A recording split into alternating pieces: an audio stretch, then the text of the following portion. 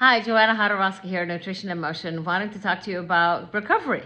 So many of you know, many of you don't know that I had a hip replacement back in January. And yes, this is my second one, so I have learned more about how food affects your pain with the first one. And I know that an anti-inflammatory diet will make your pain go away. And with my doctor, with the second hip, I had a egg joint as opposed to a ball joint.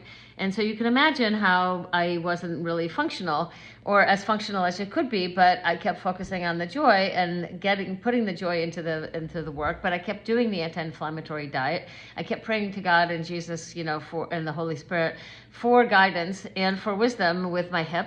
And what I have learned is that the truth is that recovery isn't all just about resiliency and courage.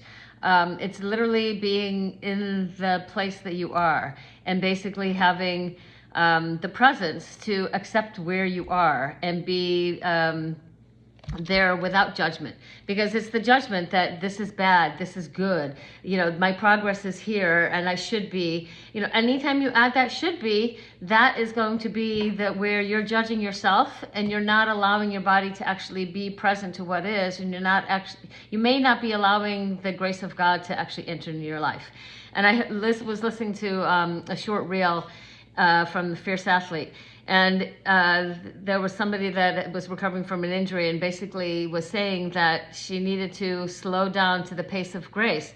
And that is what I have learned too. It's like I had to slow down to the pace of grace in order to allow my hip to heal and allow my body to heal. Because it's not as simple as, oh, I can just, make it through the surgery and get back to my other activities. No, it's literally, what can I do today? What do I need to do today? And what do I need to do to be present to where I am and just accept where I am, ask God for His grace so that I could have the courage and the resilience to move forward, not overdo it, and allow my body to heal.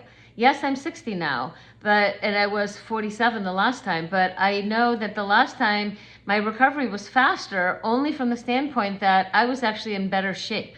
And so this one, I had 3 years of, at least 3 years of learning about spiritual warfare. And my egg joint just stayed an egg joint, and so my imbalances became greater. So it's something that I had to be present every single time to what is it that I need to do, and just go through that phase in this recovery of what do I need to do today in order to be better tomorrow. And that's the key. And so now it's